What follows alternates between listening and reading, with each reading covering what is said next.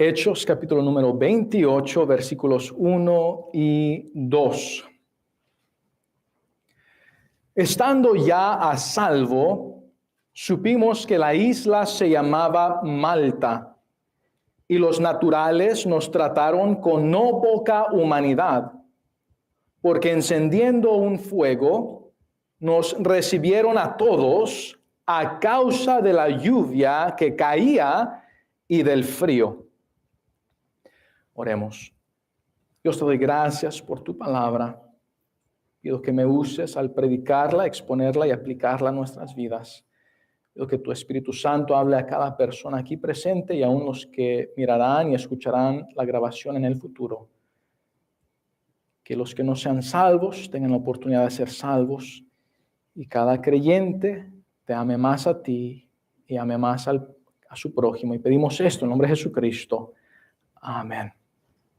Pueden sentarse.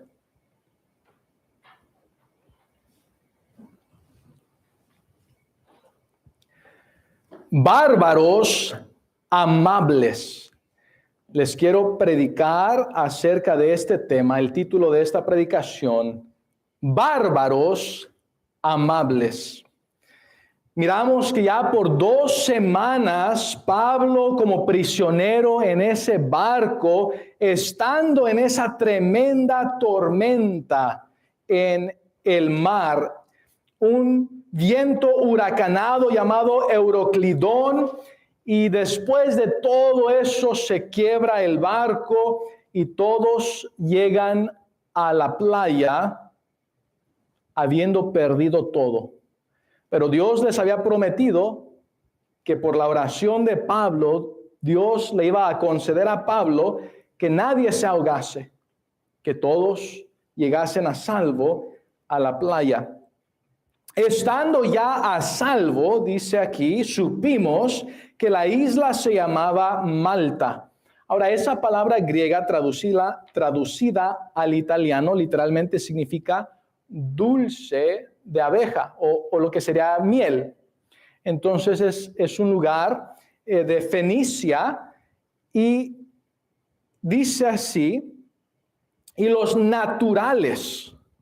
Ahora, la palabra griega ahí, para que al español se tradujo naturales, la palabra griega literalmente es la palabra bárbaroe, de donde nosotros usamos la palabra bárbaro o bárbaros.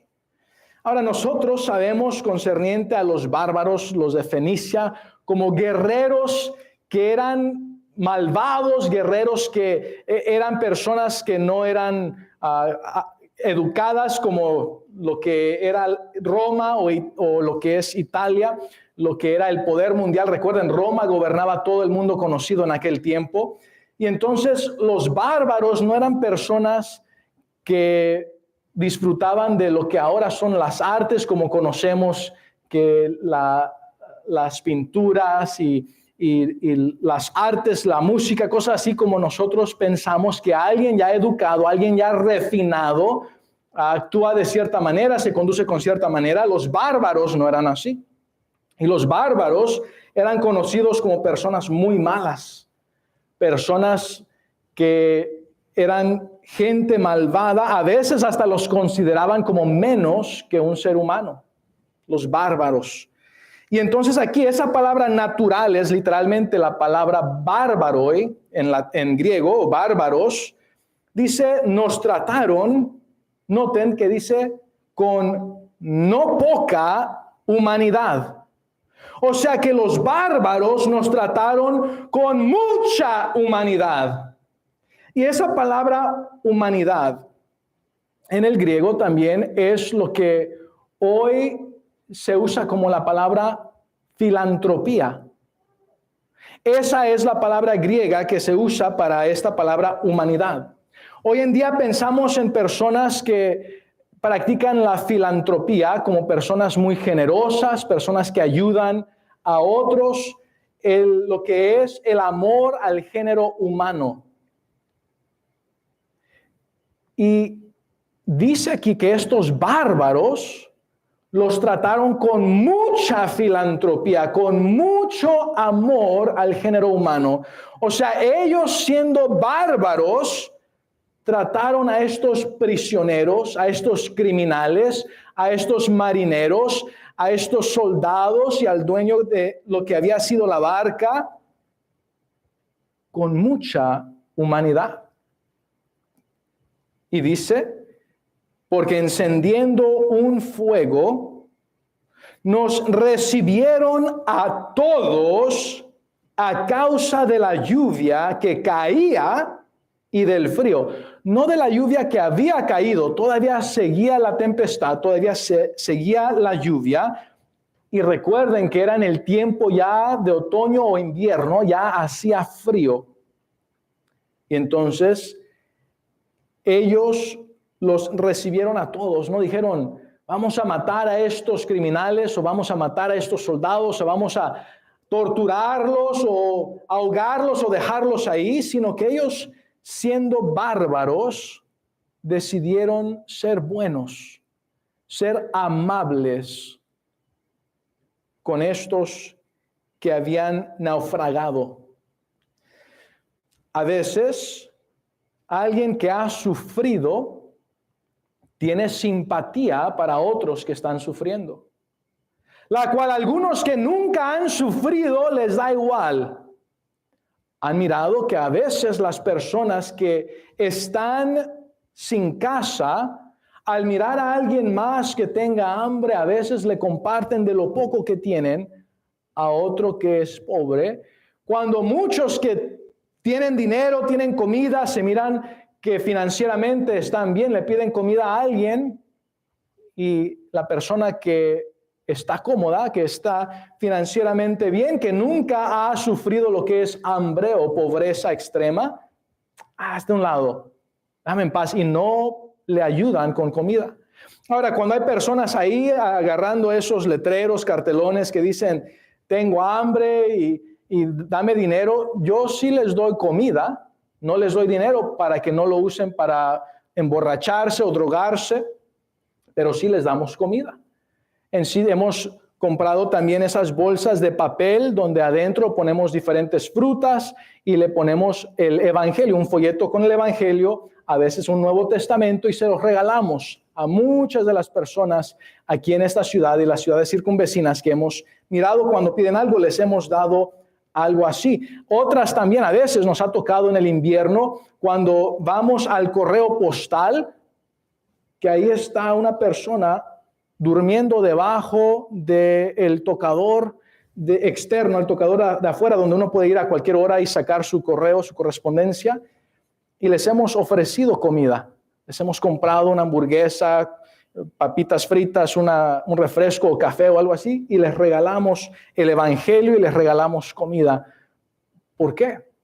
Hay personas que en verdad tienen hambre, que no solamente están robando, estafando, engañando, porque hay otros que yo he mirado en otra ciudad, en la ciudad de Yakima, en el estado de Washington, donde crecí. Yo miraba en una esquina donde había uno que decía que era pobre, después en la tarde se subía a un carro de lujo y se iban quién sabe a dónde. Quizá ese era su disque negocio, actuar como que era pobre y pidiendo dinero de otros.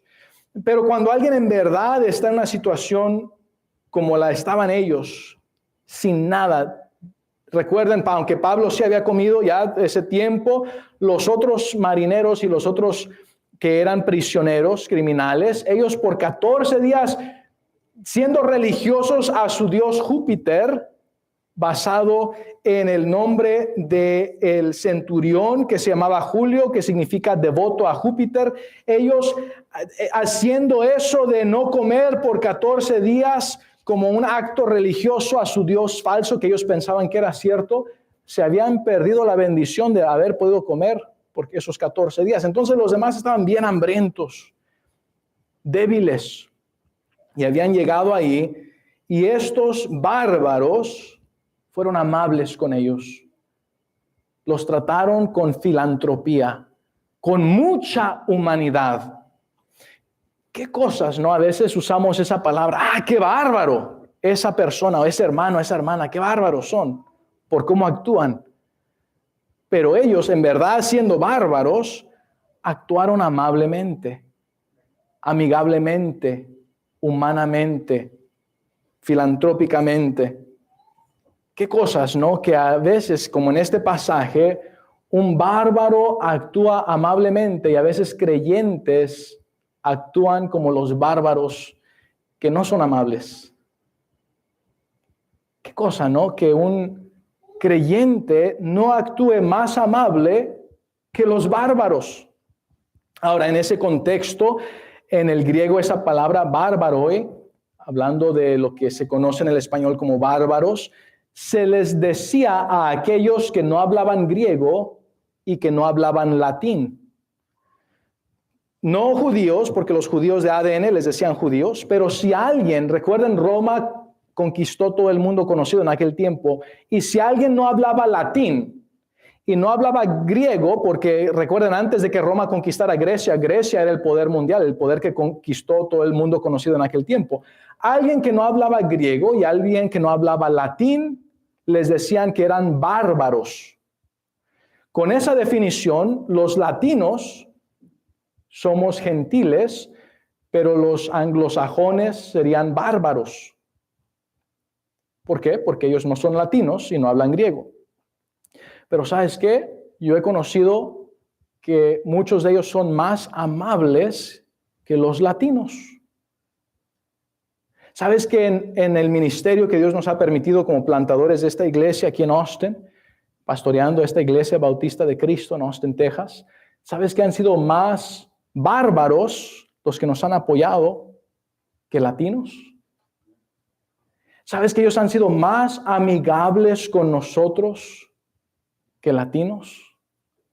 ¿Sabes que ellos han mostrado más amor divino, hablando de creyentes que no son latinos, que los en su mayoría que los creyentes que sí son latinos? ¿Por qué será eso? No debería de ser así. Hay una expresión en inglés que dice, don't judge a book by its cover. O no juzgues a un libro por su portada, o por la página de enfrente, o por lo que es la portada. ¿Por qué? Porque al mirar a alguien quizá pudieron haber dicho, estos son bárbaros, este es un bárbaro. No, entonces, puesto que es bárbaro, va a ser malo con nosotros, va a actuar barbéricamente, va a maltratarnos, va a torturarnos, va a hacernos un mal. Pero realmente fueron filantrópicos con ellos. Los trataron con amor al género humano. ¿Sabes que todos somos seres humanos? Todos fuimos creados por Dios. Todos venimos de Adán y Eva. Todos venimos de Noé. Recuerden, en el diluvio mundial estaba Noé y su esposa y los trillizos de Noé y su esposa, Sem, Cam y Jafet, y la esposa de cada uno de ellos. Entonces, todo ser humano hoy en día trazamos nuestro linaje a Noé. En ese sentido, humanamente hablando, somos primos, todos, no importa de qué género, o más bien tampoco importa de qué etnicidad o qué lugar geográfico, todos somos seres humanos. Entonces, ¿por qué hablar mal uno de otro? Porque se mira diferente. Si tuviésemos ahí un caballo que fuese amarillo y otro caballo que fuese negro y otro caballo que fuese rojo y otro caballo que fuese café, un caballo blanco, y no diríamos, este caballo no es caballo porque es blanco, o este caballo no es caballo porque es de tal color o tal otro color. Son caballos. Dios nos ha hecho a nosotros seres humanos y nos ha dado diferente color de cabello, diferente color de ojos, diferente color de piel, diferente estatura, pero seguimos siendo seres humanos creados a la imagen de Dios con un espíritu eterno. Ayer mismo leí un artículo escrito en algo que se llama Popular Mechanics. Es una cosa que da información, así como artículos que escriben de noticias, y decía que habían descubierto que todas las personas que tienen ojo de color azul regresan a una persona genéticamente, pueden trazar el hecho de que tuvo que haber sido una persona de quien vienen todos los que tienen ojos azules. Pues obvio que sí. Dios creó a Adán y a Eva. Y no solamente los de ojos azules, todo ser humano, no importa de qué color de ojos, trazan de regreso hasta Adán y Eva. Pero la gente descubre estas cosas y dicen, wow, mira, todos regresamos de una persona. Pues sí, todos somos seres humanos. No somos animales inteligentes como los que enseñan la falsamente llamada ciencia, que realmente es una teoría necia, a la que ellos llaman la teoría de la evolución. Dicen que todos somos animales, inteligentes, algunos más que otros, pero todos animales, que no hay un propósito, no hay un Dios, no hay un infierno, no hay un cielo, no hay un fin, todo fue al azar, por pura coincidencia, y te mueres igual que una hormiga, igual que cualquier animal, que una cucaracha, eres nada más un animal, y no importa si no vales. Esa es la esperanza que la teoría de la evolución le está dando al ser humano. Pero eso es un engaño de Satanás. Dios es nuestro creador. Escúchame, todo diseño tiene un diseñador. Yo no conozco al que diseñó este teléfono, pero sé que tiene un diseñador por el diseño que tiene. Cualquier cosa que miramos, aún este edificio, hubo un arquitecto que diseñó el edificio. ¿Por qué? Porque no llegó a existir este edificio por una explosión. La explosión no causa orden, una explosión causa caos, causa desorden. Cualquier cosa que tenga diseño, por definición, tiene que tener un diseñador. Es imposible que eso sea falso, siempre es verdad. Y tu diseño, el diseño de tu ojo es más complejo que cualquier cámara que exista en todo el mundo. Tu diseño de tu cerebro es más complejo que cualquier computadora que exista, y hay supercomputadoras y aún esas no le llegan ni a los tobillos en comparación del diseño asombroso del cerebro que tienes. Entonces, cada diseño tiene un diseñador. Tu diseñador es Dios. Dios te diseñó a su imagen, a su semejanza. Te hizo espíritu vivificante.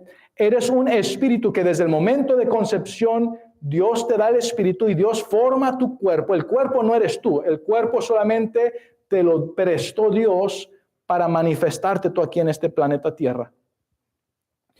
Si yo tuviese un accidente y se quebrase mi brazo o tuviesen que cortarme mi mano o mi brazo, no me están cortando mi espíritu o mi alma, no dejo yo de existir, aunque ya no tenga un brazo. Si eso sucediese, el brazo me pertenece, el brazo no soy yo. Entonces tu cuerpo no eres tú, tú eres el espíritu eterno que Dios creó y Dios te dio un cuerpo. El cuerpo regresará al polvo, pero tu espíritu eterno o irá con Dios al cielo por la eternidad, o si tú rechazas el amor de Dios, entonces la otra opción es el lago de fuego.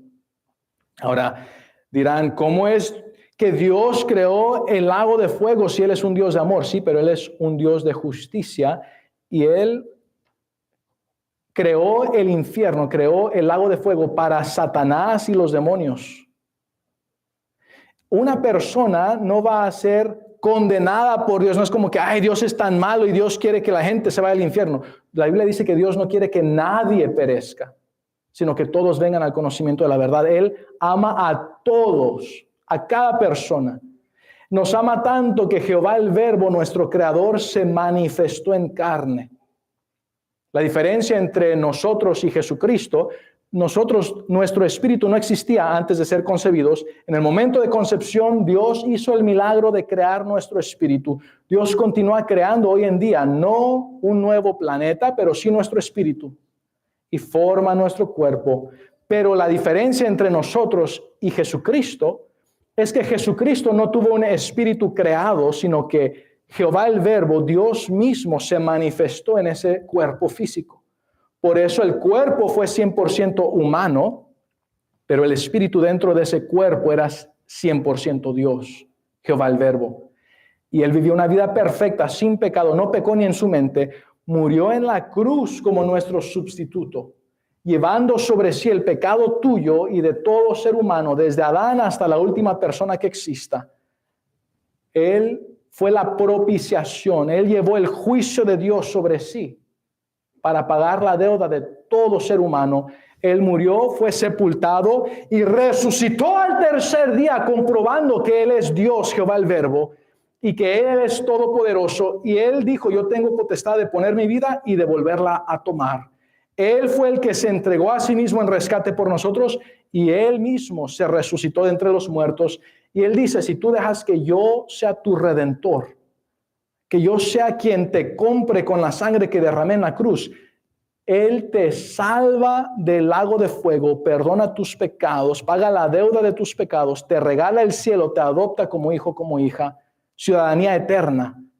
Entonces, Él es un Dios de amor.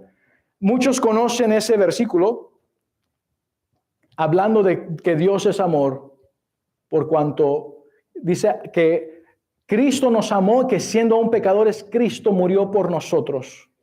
Y dice, porque de tal manera amó Dios al mundo, que ha dado su Hijo unigénito para que todo aquel que en Él cree no se pierda, mas tenga vida eterna. Y no está hablando en creer que Él existió como Satanás y los demonios creían. Los fariseos creían que Él existía y ellos siendo supuestamente religiosos, supuestamente piadosos, eran religiosos, pero ellos no amaron. Ellos odiaron tanto a Dios, Jehová el Verbo manifestado en carne, odiaron tanto a Jesucristo que le pidieron a Pilato que lo crucificara. En cambio, estos bárbaros mostraron amor, mostraron amabilidad, amor al género humano, mostraron filantropía a estos que eran personas sin dinero porque ya habían perdido todo. No es como que podían pagarles algo, habían naufragado, pero esos bárbaros, esos naturales de esa isla, nos trataron con no poca humanidad, o sea, con mucha humanidad, con mucho amor al género humano, con mucha filantropía, porque encendiendo un fuego, nos recibieron a todos. Y qué difícil es encender un fuego cuando está lloviendo. Especialmente si lo único que tienes son las tablas de la barca que estaban mojadas porque en ellas llegaron a la playa. Qué cosas, pero los bárbaros, ellos buscaron ramas que estaban secas, ellos trajeron de lo que pudieron usar, tenían diferentes piedras para encender fuegos y aunque se tardó algo, ellos hicieron esto. Y noten que ellos cuando hicieron esto, los recibieron a todos, pero estaban allá como quien dice en la playa. No dijeron, oye tú criminal que mataste a alguien, vente a mi casa aquí, dejo que te duermas en la recámara de mis hijos. No dijo eso. Entonces cuando tú ayudes a alguien, no pongas a tu familia en peligro. Puedes ayudar a alguien sin decirles, ven y abusa de mi esposa y mis hijas. Puedes ayudar a alguien sin decirle, ven y mátanos o tortúranos o róbate todo lo que tenemos. Tú puedes ayudar a alguien y debes ayudar a alguien, pero tu deber primero es proteger a tu esposa y a tus hijos. Tu deber primero es protegerte a ti mismo también. Algunos dicen, no, tú no debes de defenderte, debes dejar que te golpeen y te asalten y abusen de ti y te maten. Eso no dice Dios. Pero ahí dice que si te golpean en la mejilla derecha, pon también la izquierda. Sí, la mayoría de los boxeadores son diestros. Cuando golpean a su contrincante, con eso dicen knockout, con su mano derecha les golpean en la mejilla izquierda, no en la mejilla derecha. Cuando Jesús dijo, si te golpean en la mejilla derecha, está diciendo, mira, si alguien te ofende, pegándote con la parte de atrás de su mano derecha, así como una cachetada al revés ofensiva, te están ofendiendo, mira, tú perdónales. Tú no les regreses la ofensa, tú pon la otra mejilla, o sea, no les ofendas tú a ellos. Nunca dice Dios que no se defiendan en sí. Cuando Él iba Después, al final de su ministerio, Jesucristo dijo, si alguien tiene 2 capas, 2 túnicas, venda una y cómprese una espada. ¿Qué es eso? Es defiéndete. Pero no es tú ve y ataca y ve y lastima a alguien, pero es defiéndete, defiende a tu esposa, defiende a tus hijos, a tus hijas. Pero eso no quiere decir que no vas a amar a otros, que no vas a ayudar a otros. Noten, estos bárbaros los trataron con mucha humanidad, pero sin poner a su familia en peligro. Allá donde están los vamos a ayudar, vamos a encender un fuego, pueden calentarse, pero no vas a traer allá a alguien que acaba de salir de la cárcel, ya tiene 30 años ahí en la cárcel, 40 años, fue un homicida y les vas a dejar, deja hospedarlo porque Dios dice que actúe humanamente. No, humanamente puedes ayudarle, puedes darle de comer si tú necesitas, pero no lo traigas a vivir a tu casa. Eso sería necedad, eso no sería sabio. Puedes ayudarle a conseguir un trabajo, puedes ayudarle en diferentes áreas, puedes, si en tanto quieres ayudarle, hasta un hotel le puedes pagar una noche si tú quieres, pero no estés poniendo a tu familia en peligro en eso. Pero noten que Dios dice que amemos aún hasta a nuestros enemigos. Dice, bendecid, no maldigáis. ¿Qué significa eso? Bueno, si debemos de bendecir a nuestros enemigos, vamos tocando puertas a gente que odian a Dios, gente que ha decidido rechazar a Dios, y tú les compartes el amor de Dios, el evangelio. Y quizá ellos te maldigan, y tú en lugar de decir, pues lárgate y vete al lago de fuego, no, tú diles, Dios te bendiga, Dios te ama. No vas a maldecirlos, ya están maldecidos. Jesús dijo, yo no vine a juzgar, vine a salvar. ¿Por qué? Ya son juzgados, ya son culpables. Si mueren sin Cristo, rechazando el amor de Cristo, no es que Dios los va a condenar y Dios quiere que vayan al lago de fuego. No, Él quiere salvarlos, redimirlos. Ellos mismos, al rechazar el amor de Dios y el sacrificio de Dios, ellos mismos se condenan a ellos mismos al lago de fuego. Ya están condenados por su pecado. Cristo quiere rescatarlos, y si rechazan el amor de Dios, ellos mismos están decidiendo a dónde quieren ir. No es que Dios quiera que vayan allá. Entonces nosotros debemos de amarlos y decirles el evangelio, y si nos maldicen, bendecirlos.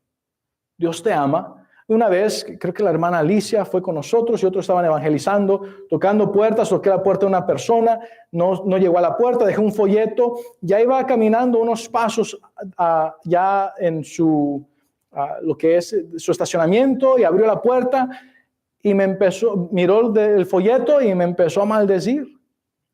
Y le dije, Dios te ama, Dios te bendiga. Y siguió maldiciendo más. Yo seguí caminando hacia la calle, pues gritándome con todo su volumen de su voz, maldiciéndome. Yo le seguía diciendo, Dios te ama, Dios te bendiga. ¿Sabes por qué? Porque Jesucristo les ama, Jesucristo quiere redimirlos. Y Jesucristo dijo, no maldigáis. Ahora, no quiere decir que no te defiendas, pero quiere decir, si te ofenden, no ofendas tú de regreso. Ahora, si eso es con gente que odia a Dios, y por eso te odian a ti, porque ni te conocen, y Jesús dijo que somos bienaventurados. Jesús dijo, bienaventurados sois cuando por mi causa os vituperen, os persigan y digan toda clase de mal contra vosotros mintiendo. Gozaos y alegraos, porque vuestro galardón es grande en los cielos. Mira, tú vive para Dios, tú ama, y no solamente compartiendo el evangelio, aunque ese es el amor más grande que tú puedes compartir con alguien, es el amor de Dios, el amor divino. Y comienza con el evangelio, que ellos sean salvos, que ellos sean redimidos por Cristo. Pero tú también puedes usar de filantropía o usar de amor al género humano, y tú puedes ayudar a otros y ser amable con otros. Cuanto más con creyentes. La Biblia dice que debemos ayudar a todos, y primeramente a los de la familia de la fe. Y aún más específicamente los que son miembros de esta iglesia. Entonces, en lugar de que alguien haga algo que para ti es una ofensa, en vez de tú enojarte o maldecirlos o ofenderlos de regreso, tú perdona y tú ámales, ora por ellos, tú bendíceles. Les he mencionado en la otra iglesia ahí en Yakima, Washington, como había una hermana que a veces el pastor nos había pedido que saludáramos a las personas que viniesen entrando. Y hola hermana, Dios la bendiga, ¿cómo está? Y no nos saludaba y se metía toda enojada. Y yo no le hice nada. Pero si ella no me quería saludar a mí, no fue porque yo la ofendí o porque yo le hice un mal. Pero sabes que cuando tú haces algo para ser de bendición a otros y te rechazan a ti, Dios dice, yo te voy a dar una recompensa especial. ¡Qué bendición! Dios no es deudor de nadie. Pero a esa hermana, si en verdad era salva, pues Dios iba a obrar en su vida y la iba a corregir. Porque la Biblia dice que Él corrige a todos los que son sus hijos. Entonces nosotros debemos de amar a otros, orar por otros. Alguien te maltrata, te ofende. La Biblia nos dice la manera que debemos de ir con otra persona que sea piadosa y explicarles la situación para ayudar a reconciliar a eso. Si no funciona, venir con el pastor e ir en privado y tratar de reconciliarse con ellos. Y si no quieren reconciliarse, entonces dejarles saber a la iglesia, tal hermano, tal hermana, en su orgullo, en su rebeldía, no quieren reconciliarse, están actuando de esta manera, vamos a sacarlos de la membresía de la iglesia.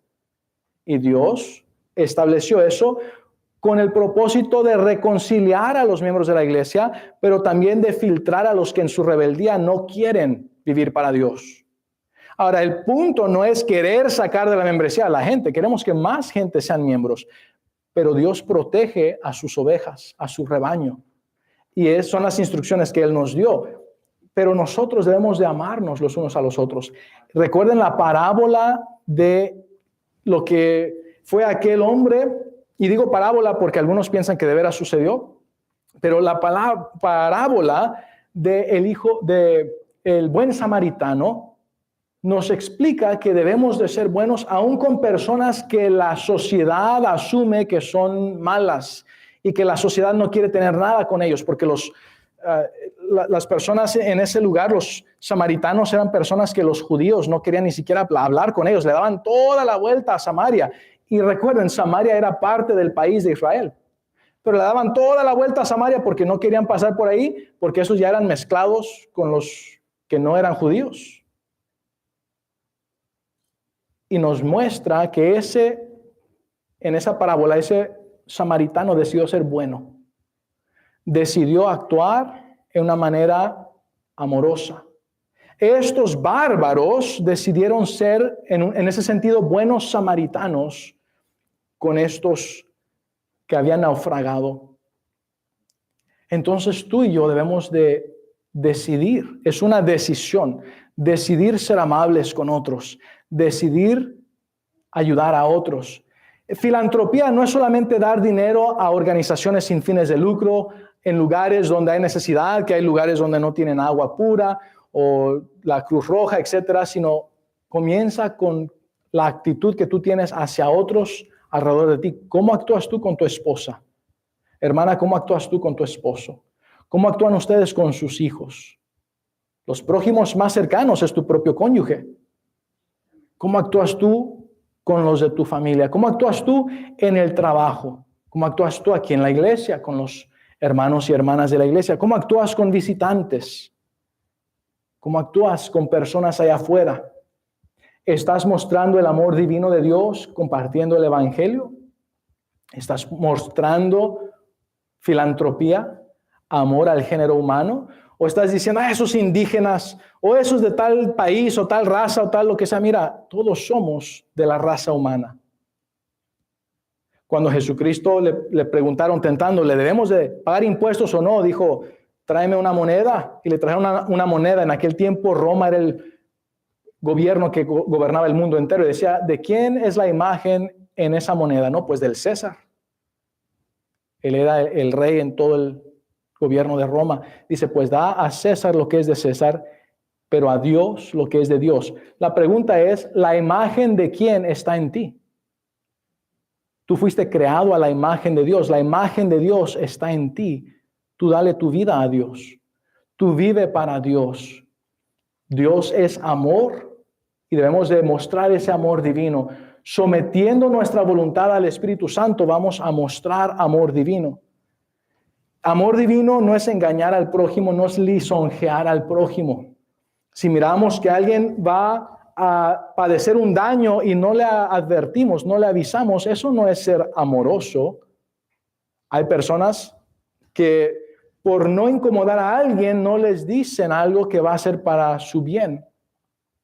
Si mirases la puerta encendida de alguien en la noche en un departamento, como sucedió hace muchos años aquí en el sur de Austin, que se encendió un departamento, y si los vecinos van y tocan la puerta para despertar a esa persona, hey, tu puerta está encendida, o tocarla en la pared para que salgan por la ventana o donde sea.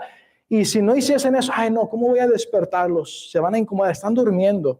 Mejor que se queden ahí y que se quemen con el fuego. Uno diría, ¿eso no sería amoroso? ¿Eso no sería amor al género humano? ¿Eso no sería filantrópico? ¿Sería cómodo? Pues yo voy a estar cómodo. ¿Para qué me voy a incomodar que les pegue ahí en la puerta y luego se enojen conmigo? ¿Para qué me estás despertando? No, mejor hay que se duerman. Y entonces en la vida, a veces el decirle a alguien algo que es para su bien, no va a ser cómodo, pero es amoroso, especialmente los padres enseñando a sus hijos, entrenando a sus hijos.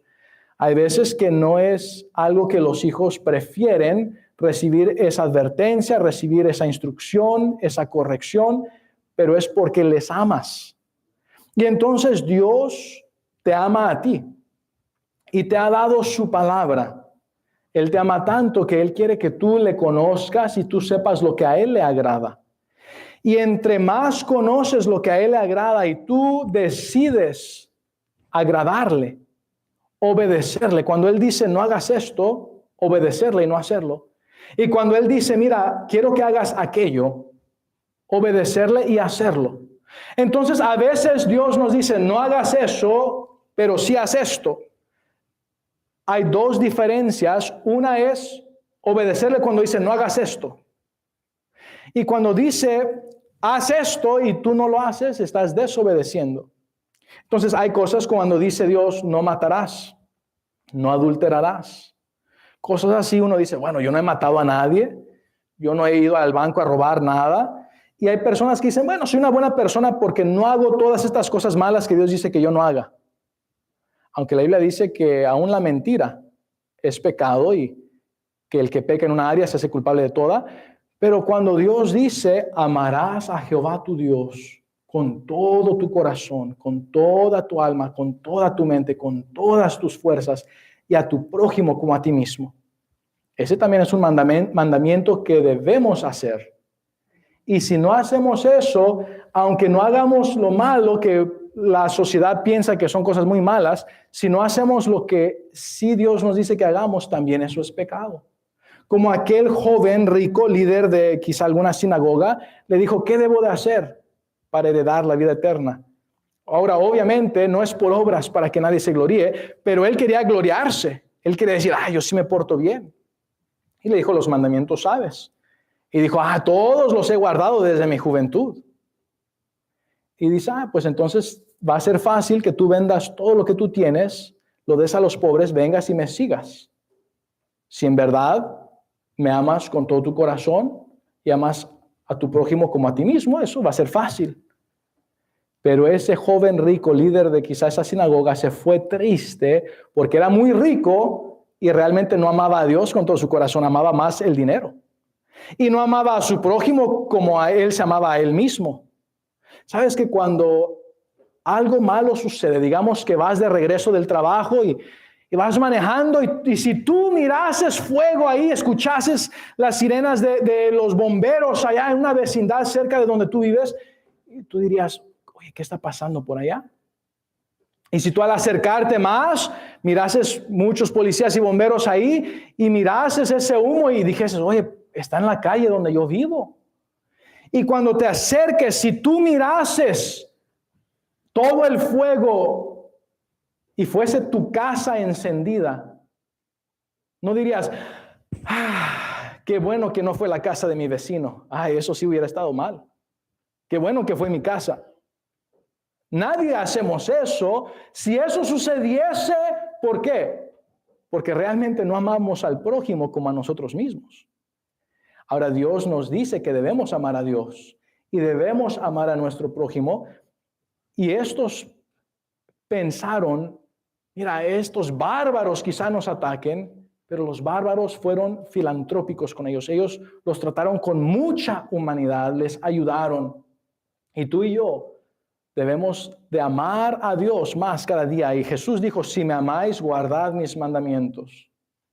Mira, ama a tu cónyuge con el amor de Dios. Ama a tus hijos con el amor de Dios. Ama a los hermanos y hermanas en Cristo, aquí en la iglesia, con amor de Dios. Y aún ama a las personas en tu trabajo y afuera, los vecinos de la sociedad, con amor de Dios. Y si tú haces eso, no cancela lo que es malo, sigue siendo malo, pero ellos van a dar cuenta por su mal, no tú. Tú vas a dar cuentas a Dios por tu vida. Tú haz lo correcto y tú ama a otros. Tú ama a Dios y ama a otros. Y entonces, ¿qué podemos aprender de estos bárbaros amables? A ser amables. ¿Qué podemos aprender de estos bárbaros que los trataron con mucha humanidad? A tratar a otros con mucha humanidad. A ser filantrópicos. ¿Sabes? Cuando tú ayudas arriba del diezmo, generosamente dando a misiones, tú estás ayudando a hermanos en Cristo y a sus familias, a su esposa, a sus hijos, a compartir el evangelio en otros países, en otras ciudades, en otros estados. Estás actuando filantrópicamente, estás actuando con mucha humanidad. No hay amor más grande que el amor divino. Cuando tú actúas con bien hacia el prójimo, que alguien dice que esa regla de oro es tratar al prójimo como te gustaría que te trataran. Mira, tú ama a Dios y ama a tu prójimo.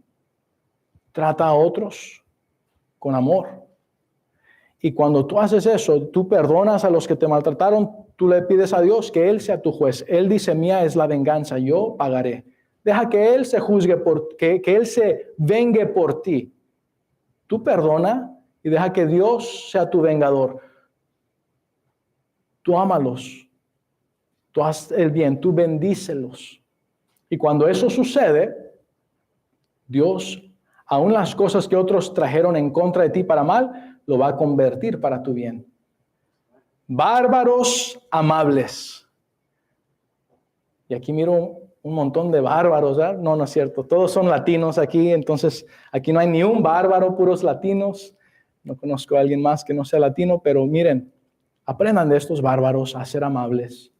Aprendan a amar a otros con amor divino, a amar a su prójimo, amar a cada persona, no mirar en poco a algunos otros, aún hispanos, esos indígenas o esos indios o nativos o lo que sea. No, todos somos creados a la imagen de Dios, todos necesitan el evangelio. Ama a Dios, ama a tu prójimo. Bárbaros amables. Sean amables, hermanos.